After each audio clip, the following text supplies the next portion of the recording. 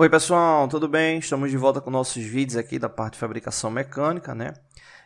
No seu segundo vídeo, né, da sequência, a gente está trabalhando exatamente na análise da resolução aqui desse problema, com a RPM a ser escolhida, né, conforme a tabela abaixo, levando em consideração a usinagem de um eixo de 1 polegada e 1/4, e o mesmo sendo de alumínio. Observe os dados do fabricante da ferramenta abaixo, né? Foi exatamente o que a gente fez no último vídeo.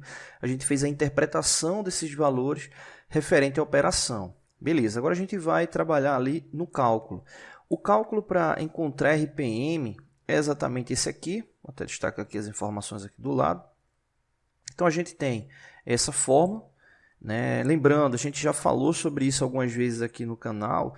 O cálculo da RPM aplicada ao torneamento ou fresagem, ele nada mais é do que garantir a rotação, né? Aí no caso do torneamento, a rotação da peça, para que durante o contato da ferramenta em relação à peça, ou seja, a velocidade tangencial, seja garantido a velocidade de corte ali do fabricante, né? E nesse caso, a velocidade de corte está aqui indicada, seria esse VC, velocidade de corte, que ela é indicada em metros por minuto. A gente tem aqui o 1000, que é uma constante exatamente para fazer a conversão, já que a indicação da velocidade de corte ela está em metros, né? E a referência do diâmetro da peça para essa fórmula é em milímetros, né? Ou seja, a gente precisa até converter esse valor, né, que está aqui no problema, já que o diâmetro da peça é de 1 polegada e 1/4. E aqui embaixo a gente tem o π multiplicado por d. Para quem atua aí bastante com cálculo matemático, esse cálculo aqui, ele é exatamente o cálculo para encontrar o perímetro, né? Ou seja, como se você fosse converter, né, o elemento circular para um elemento linear, né? Ou seja, seria exatamente o comprimento envolvente ali superficial do cilindro, né? Então, basicamente, esse cálculo é para você garantir que a rotação da peça seja exatamente a velocidade de corte tangencial indicada ali pelo fabricante. Beleza, então, o que é que a gente já tem aqui de informação? A velocidade de corte está lá na indicação do fabricante, que a gente já vai ver. O π, a gente vai usar 3,14. O d é o diâmetro da peça em milímetros, a gente precisa converter. E o 1000 é uma constante para converter lá essa indicação, fica equivalente de metros por minuto para milímetros. Beleza, então, velocidade de corte, onde é que está essa informação? Ela está aqui. Essa é a velocidade de corte que a gente vai usar. Esses outros dois dados, para o cálculo da RPM, eles não vão fazer relevância, né? Até porque são dados que você vai selecionar na máquina. O único que você não consegue selecionar de forma direta é a velocidade de corte, porque você calcula a RPM para garantir que a velocidade tangencial seja igual à velocidade de corte, né? Ou o mais próximo possível. Então, o valor que a gente vai usar aqui é o 190. Né? Então, basicamente, a gente teria essa velocidade de corte que vai ser 190. O π vai ser 3,14. E aí é só converter o diâmetro, né? Que nesse caso aí é de 1 polegada e 1/4. E aí a gente precisa converter para milímetros, né? Aqui abaixo tem um cálculo, né? Mas aqui é bem fácil porque 1 polegada equivale a 25,4 milímetros. 25,4 milímetros. E 1/4 de polegada equivale a 6,35.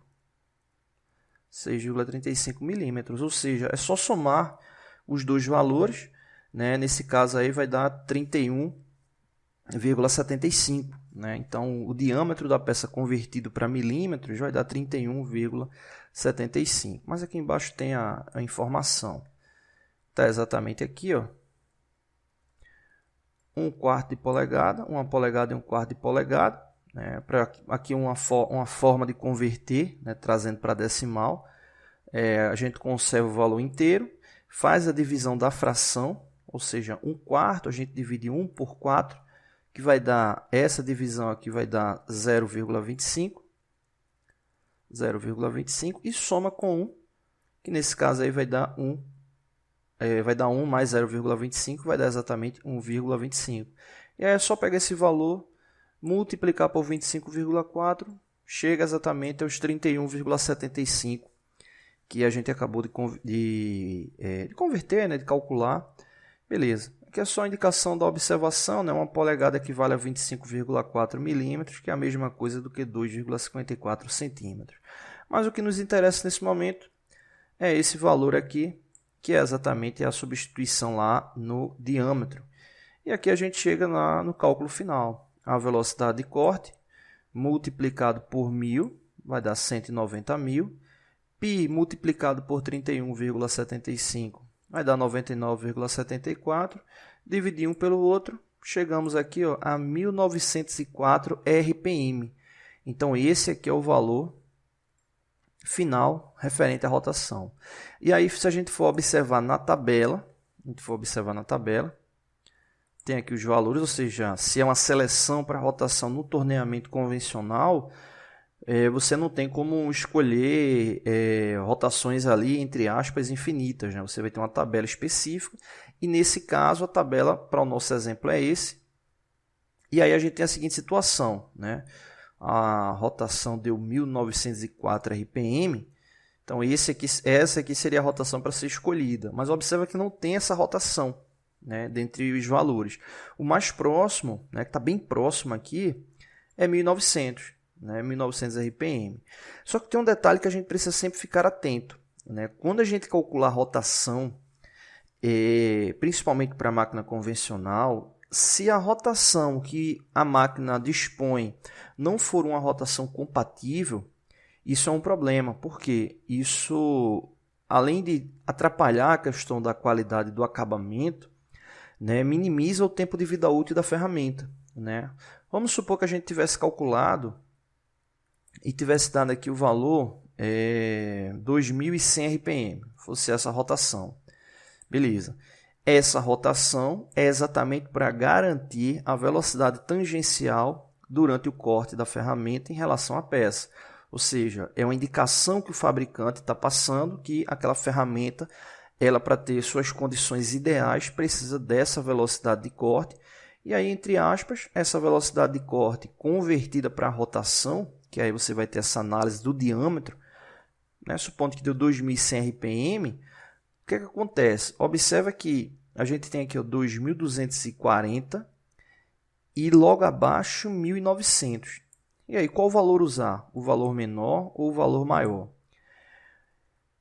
Se a gente for pegar a maioria dos manuais, ele vai estar indicando exatamente, né, para utilizar o valor menor, né? Ou seja, para que não ultrapasse a rotação indicada, porque pode gerar uma série de problemas ali na ferramenta, né? Aresta dupla, né? Vai queimar o fio de corte da ferramenta, né? Vai atrapalhar a rugosidade.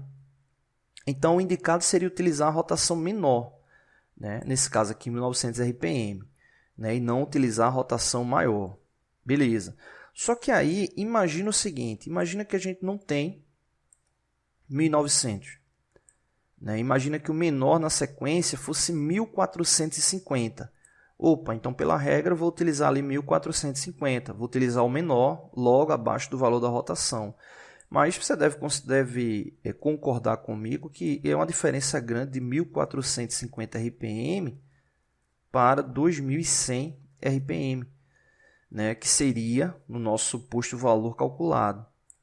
Então, uma situação como essa é muito importante, né, que seja repassado aí para quem projetou o processo, né, ou se foi você mesmo que projetou a relação da rotação, da aplicação, porque essa rotação mais baixa pode ser que ela não atinja os parâmetros que você deseja. E aí você também tem a dificuldade lá na hora da usinagem. Por isso que uma situação como essa, né, é interessante realizar um teste prévio, né, em um material ou que já não vai ser mais utilizado, né, que seja compatível com o material final, para verificar se as características estão condizentes com o que você deseja. Né? Então é muito importante ficar atento com isso. Né? Parâmetros, né, setup de máquinas, né, às vezes você vai utilizar um valor que ele não é condizente, né, e acaba atrapalhando muito o processo e vai gerar ali retrabalho. Né? Então é importante que todos que estejam envolvidos, né, estejam de acordo ali com aquela operação, já que o parâmetro ele não seria ali o mais indicado. Nesse caso aqui, como a gente calculou a rotação, vou até destacar aqui, calculou a rotação, deu 1904 RPM e tem logo abaixo aqui 1900 RPM, é bem próximo, você não teria problema nenhum. Né? Já vi algumas indicações ali, até 10% do valor da rotação não vai gerar tanto problema, né? Por causa da tolerância de resistência do material. Mas é importante, né, situações que o valor você considere ali variando bastante do calculado, que seja analisado se vale a pena ou não, tá bom? Então é isso, valeu!